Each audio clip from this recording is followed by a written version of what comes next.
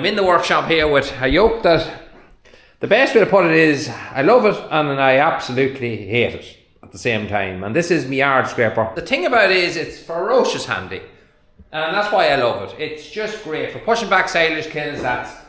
It's brilliant. The unfortunate part of it is it's a bit like Trigger's broom.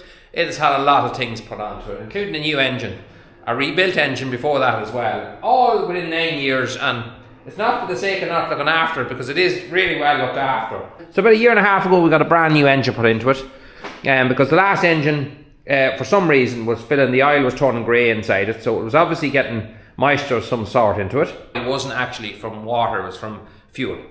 Petrol was getting into the engine somehow, and I was changing the oil in that engine every 2 weeks, and I couldn't prevent it from happening. I worked on the carburetor, we left it away to get it done in the place where we bought it off a few times as well, and they couldn't solve it either.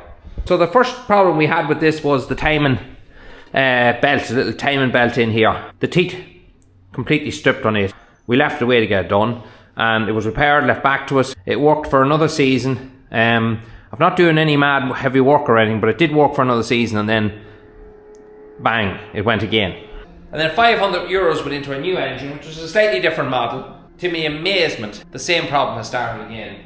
Every time I go and look at the oil, it's grey. Now what I'm doing at the minute is I'm turning the fuel off every time I use it, and just walk away from it and let it run out of fuel, and that is keeping the oil okay. I've looked at it now in the last month, and the oil seems to be a good enough colour. Yeah, so it seems to be fine. So we're going to do that from now on, and hopefully that might end that problem. But another issue is the actual throttle cable, which is here, and this is the clutch cable. Just engages a little slide fella here on the side, which in turn it just pulls that, and that engages the drive to go forward. There's no reverse on this, it's just one constant speed forward, and that's the way it's set. Cables have broken one after the other. Just these things here, I put the original one back on it only there recently. I put this cable on a week ago with this, and it's costly. So I put a steel one on here which lasts a long time, but then the cable had a habit of snapping because it didn't fully match up to it. So I got the original cable, I got the original mechanism here, and hoping that that would keep it right for longer. But then no sooner had I that done than the drive cable, the clutch cable you want to call it, it snapped. So this time I'm going to try something different.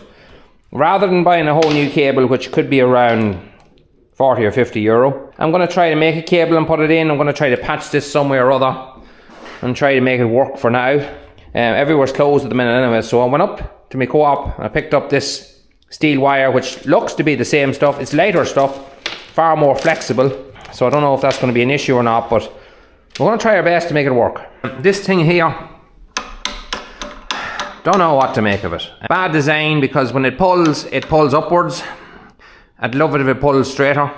When it pulls upwards, it's tending to put just that awkward little bit of an angle on the cable, and that's what's breaking the cables and has broke the last two. So I'm going to have a look to see what I can do here to see, can I come up with something maybe a little bit better. Now this is the new cable I bought. It's just steel wire and it does go up it.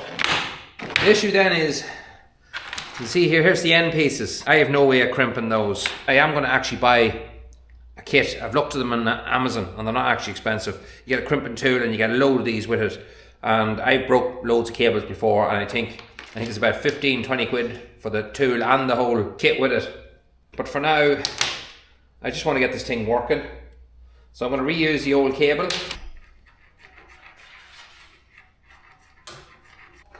Oh, it's almost there. There we go. My idea here is, this is the cable, the old cable, and this is only a temporary fix till I get a crimping tool, but I'm using a block connector here, which is basically one of these. Took the plastic off it and left with just the bare bones inside, and I've used this before and it's been handy enough. It has worked. If you overlap it just right, you're getting both screws clamping on both wires just like that. It only works well enough, so I'm going to try it again at least anyway. It's not going to be under a massive strain or anything. There's not a big pull on this. So just like that. I know that I have enough of cable sticking out. It's not going to cause a problem. What I mean is, if it had broke further down, I wouldn't be fit to do this. I'd have to put a new piece of wire on it the whole way down, which I might still have to do yet, but this seems alright for now. Now, I have to put something on this end and get it back into that lever some way or other that'll work.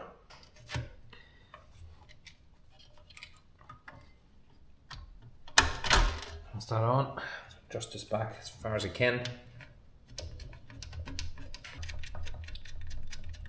So I have a wee bit of an adjustment left on that bolt, so I can let back another wee bit.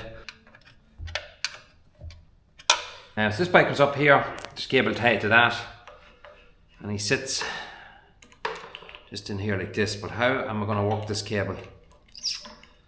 This is the problem. If I had a bracket here that I could put this to, I have an idea. I'm going to cut this off. This has never done anything. All this is for, I think, is to run another cable for something else. You can put different attachments on the front of these. This has never done a thing. I'm going to cut it off and I'm going to weld it up here. And I'm going to put my cable through that because it already has the hole for a cable to go through. And I'm going to attach that here, like that. Rather than this by being in here, where it would have fitted before, into that. I'm going to attach it like that. And all then this cable has to do is be pulled in and out. And if it's held solid, it might work. I don't know. It's worth giving it a go.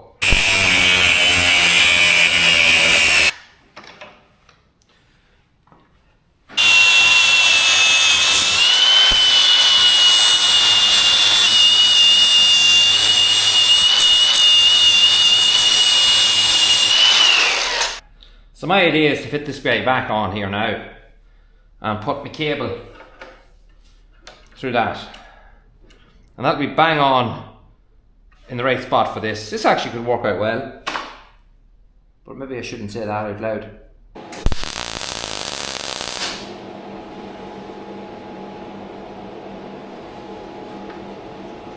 Fairly decent now. Yeah, I think we get away with it just welding it there.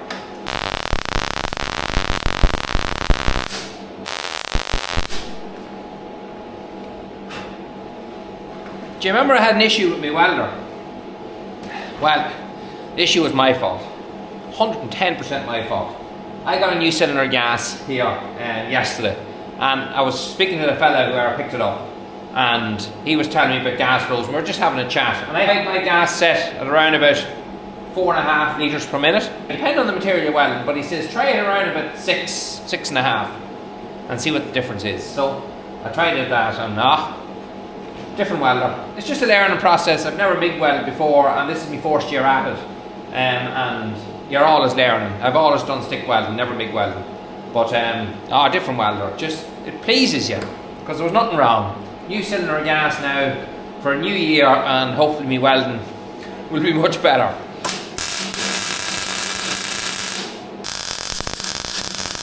This guy now will come up here. I can pull this out a wee bit. Slip in there like that, and then this will have to be attached to this lever. So that's the next problem. How do we attach that? Right, that goes up there.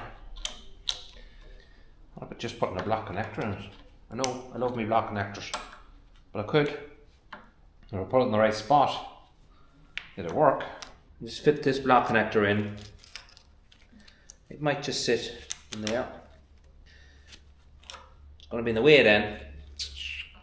I'm liking that there anyway. That's a good start. It's pulling it lovely and straight. I like that's engaging it. So it's just a matter of attaching it to this handle. Right, so I have a block connector stripped just like the last one. I'll fit this in here first. The issue now is just trying to tighten it. This could be a complete and utter waste of time. Spider in the middle of it. Right.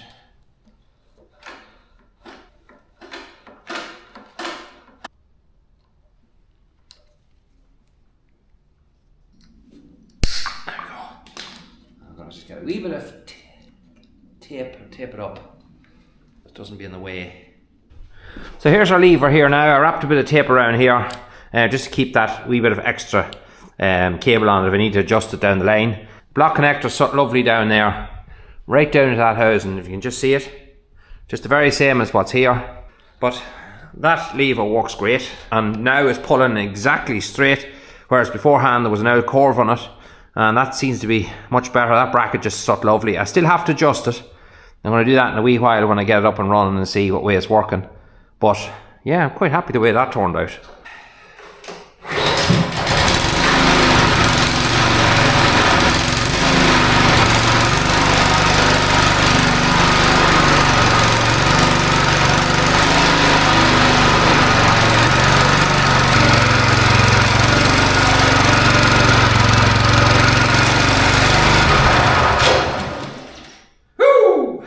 Well, job's a good one. I didn't think it'd just work out as straightforward as that, but it did. I'm going to leave that exactly the way it is. I'm going to just tighten it up where it sits because it seems to be perfect. One little thing I also want to do is, I put this on last week but I didn't finish it off. The holes just didn't fully line up, but the old holes were on the handlebar. So that's why there's a bolt laying here loose. That bolt needs to go through there and needs to be lined up with this hole going right through there. It's just not fully lined, so we need to drill that out and fit that, because the way it sits at the minute, just held on by one bolt, it doesn't hold this casing tight. So when you give her throttle, it's inclined to slip back with the vibration of the machine, and you're constantly keeping your hand on it, keeping it forward. But when I have this tightened, that'll all pull in and that takes that out of it. So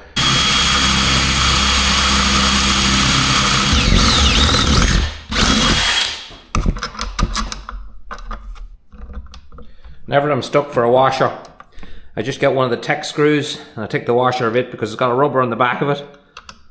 It kind of acts the same as a split washer. It'll keep it tight.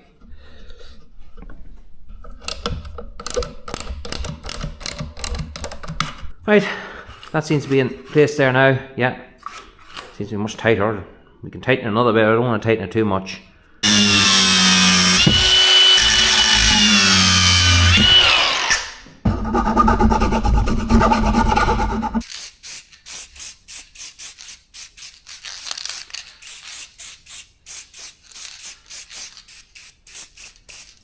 Somebody might ask before I go down for my lunch, where's Hudson and Bailey, because they're normally in the shed with me.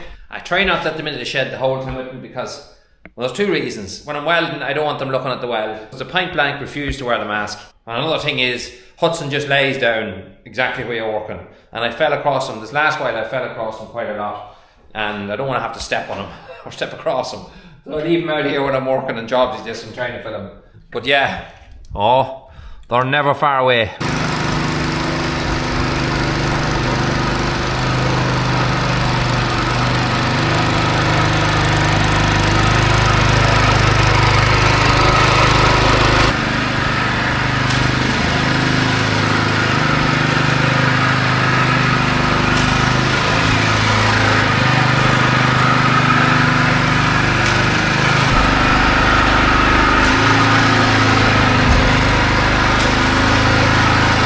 Alright, so just shoved in some silage there. Before I do leave this is a thing I get a lot of questions about, and it's only there actually 2 days ago. My milkman, the guy that collects my milk, big area he covers, but one of the farmers he collects for didn't have my number and asked him to ask me what I genuinely think of it, because they were going to buy one as well and they were watching me using it on my channel.